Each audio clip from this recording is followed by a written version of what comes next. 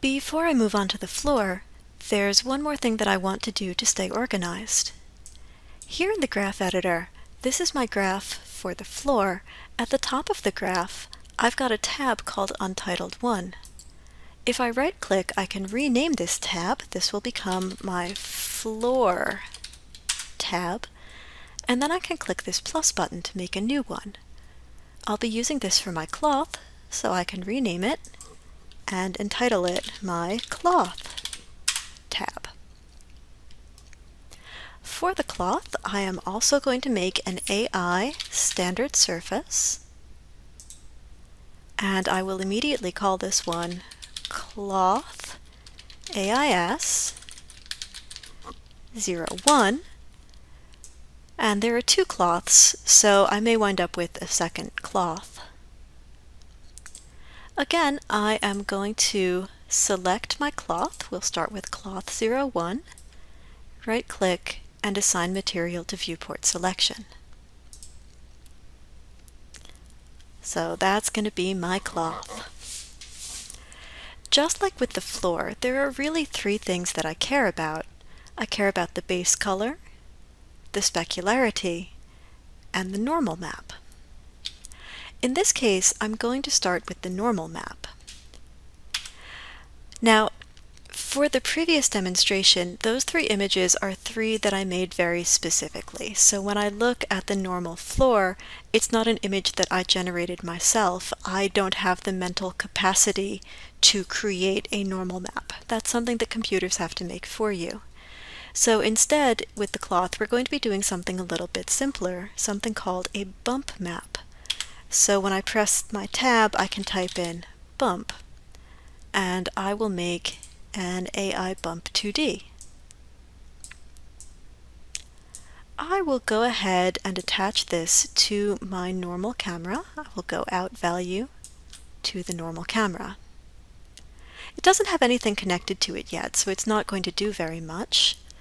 And for the cloth, what I'm going to do is, instead of working with image files, I'm going to start using procedural shading. Procedural shading is any kind of pre-made node that Maya has available for you. And if you want to see a full list of them, click into your AI standard surface and start with the base color. Just click that black and white checkbox and you'll see this really big list. You want to stick to the 2D textures. The 3D and environment textures are far more complicated and work far less well than the 2Ds, so we're going to stick with the 2D textures. Because I already know everything on this list, I generally don't work this way. I'm going to close this, and in my graph area, I will press Tab and type in noise. I will make a noise texture, and I'm going to use this noise texture to generate the warp and weft of the material, that little pattern that you see from the threads of the cloth. In order to facilitate my ability to see this, I'm going to connect the noise to my base color, and it doesn't look very clothy yet.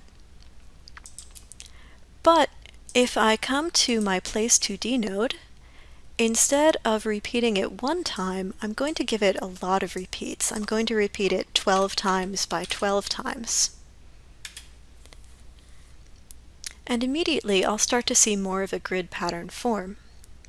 It still looks a little bit blobby, but the reason that I like the noise node is that in addition to being able to change all of these settings, which you can if you feel like it, what I can do is I can go to the noise type and switch it from a billow to a wave. And now that looks exactly like cloth. So I'm pretty happy there. I am going to disconnect my noise from the base color, because what I want to use the noise for is down here. I want to use it as my bump. So the bump, I can't go straight from the out color over to the bump map attribute. It's green, it will only accept one output. If I open up out color you'll see that I have R, G, and B. The noise node is black and white, so red, green, and blue should all give me the same result.